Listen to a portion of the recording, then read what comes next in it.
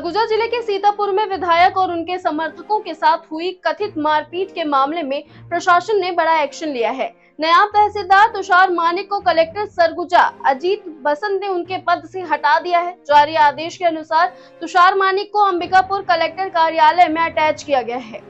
बता दें कि 27 मई को सीतापुर में नायब तहसीलदार तुषार मानिक के साथ कथित मारपीट की घटना हुई थी, जिसमें विधायक राम कुमार टोप्पो और उनके समर्थकों पर आरोप लगे थे।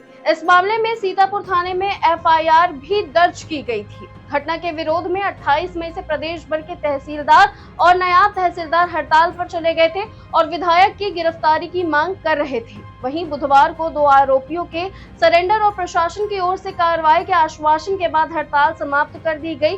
गुरुवार से सभी अधिकारी अपने काम पर लौट आए हैं और आज वहीं शुक्रवार को तुषार मानिक को उनके कर्तव्य स्थान से हटाने का आदेश जारी हुआ है। ऐसे लेटेस्ट अपडेट्स के लिए वैम छत्तीसगढ़ को सब्सक्राइब करना ना भूलें।